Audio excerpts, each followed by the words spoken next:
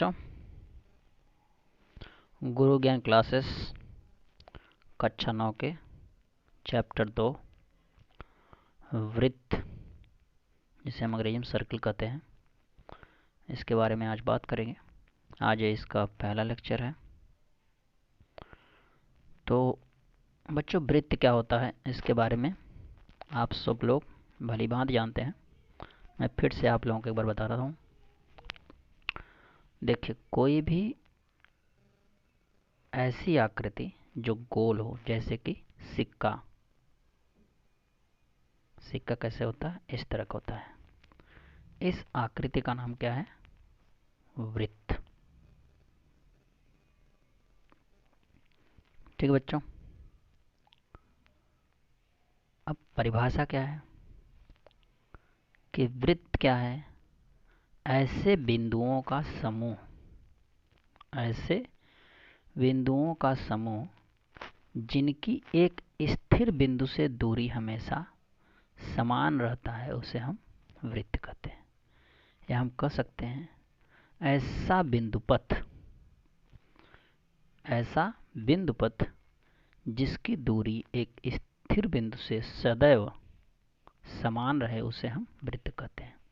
जैसे देखिए, यहाँ पे हम एक स्थिर बिंदु लें तो यहाँ से जो दूरी यहाँ पे, ये हमारा वृत्त की लाइन हो गई, रेखा हो गई, जिसे हम क्या कहते हैं? परिधि कहते हैं। तो इस परिधि पे कोई भी बिंदु लीजिए, तो ये बिंदु बिंदु बिंदु बिंदु इस तरीके से पूरी परिधि बनी हुई है।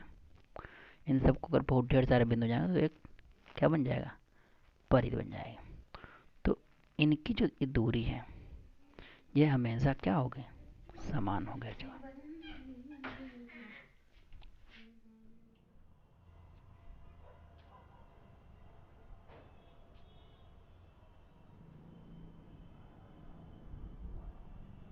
तो बच्चों,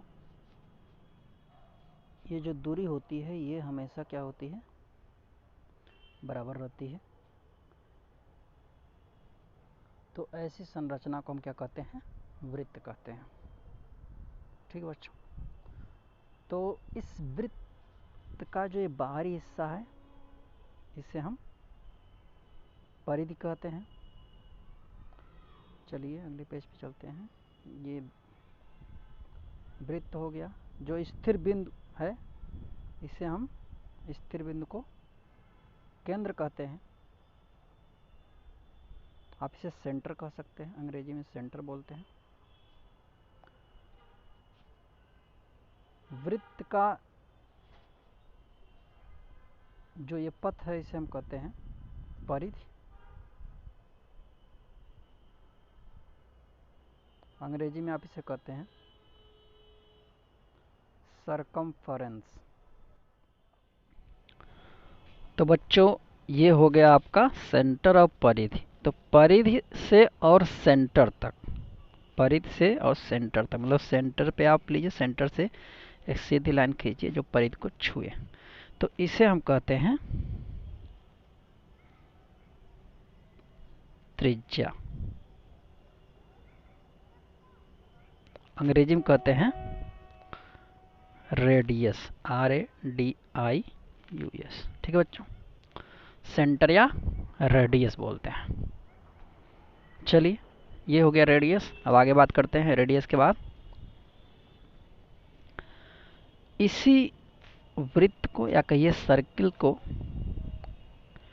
आप इसको अगर प्रकार से बनाएंगे तो एकदम बढ़िया सा गोला बनेगा। ये हो गया आपका केंद्र या सेंटर कहिए।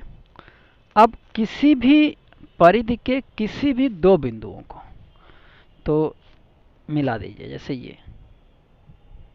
तो किसी भी दो बिंदु को मिलाते हैं, और वो जो दो बिंदु मिलाने वाली रेखा है, अगर केंद्र से होके नहीं जा रही, देखिए केंद्र यहाँ पे, यहाँ से होकर नहीं जा रही है, तो इन्हें मिलाने वाली इस रेखा को कहते हैं जीवा।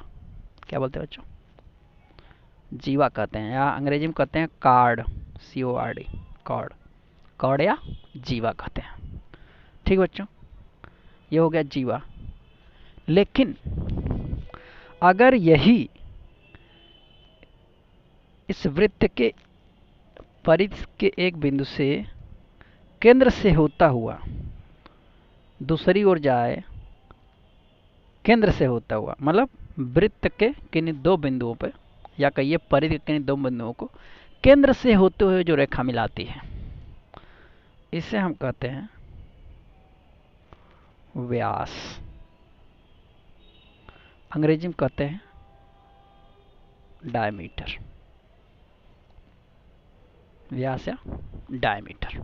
ठीक है बच्चों, समझ में आ रहा है? तो ये हो गया व्यास, आपकी जीवा हो गई। अब बात करते हैं वृत्तखंड। वृत्तखंड, वृत्तखंड क्या होता है और त्रिज्यखंड की बात करें तो सबसे पहले वृत्तखंड की बात करते हैं। तो जब किसी वृत्त में, ये केंद्र हो गया, जीवा वृत्त को दो भाग बांटती है, तो ये वाला भाग, ये पूरा जो भाग है, इसी को बोलते हैं वृत्त खंड।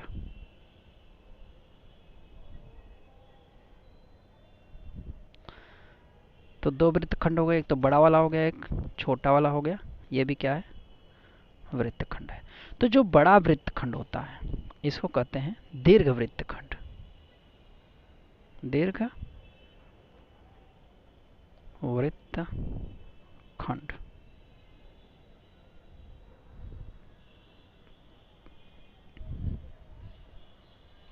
ठीक बच्चों,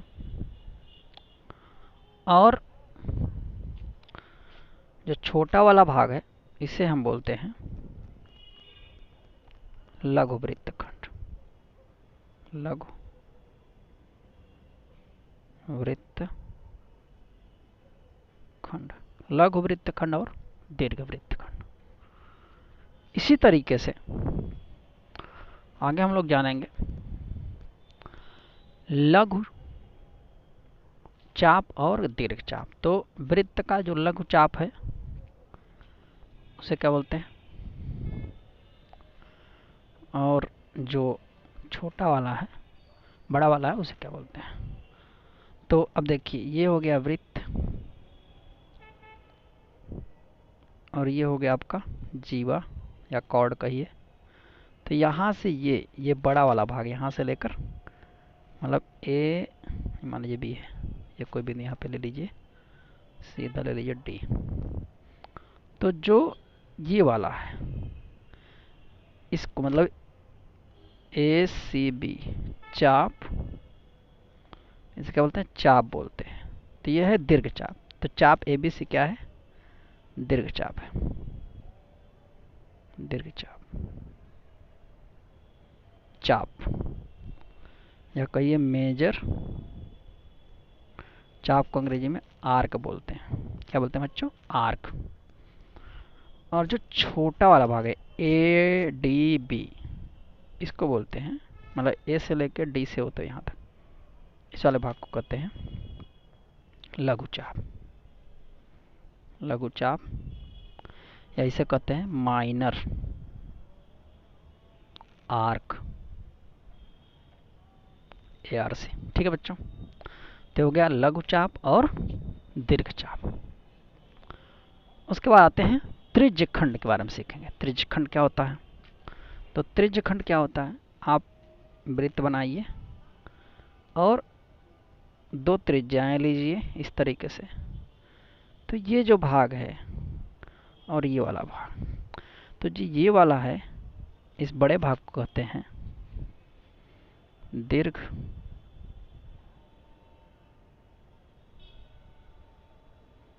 त्रिज्यखंड। त्रिज्यखंड।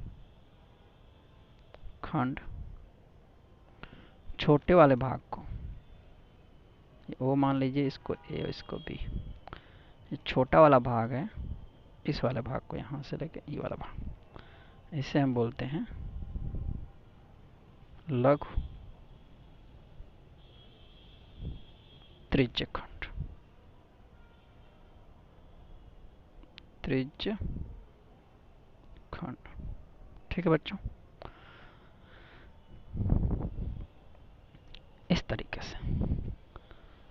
तो आज आपने क्या क्या सीखा, वृत्त किसे कहते हैं, ठीक है, त्रिज्या क्या होती है, वृत्त के केंद्र से परिध तक की जो दूरी होती है उसे हम कहते हैं त्रिज्या, व्यास क्या होता है, वृत्त के या कहिए परिध के एक बिंदु से केंद्र से होते हुए परिध के दूसरे बिंदु को मिलाने वाली एक सीधी रेखा को हम व्यास कहते हैं।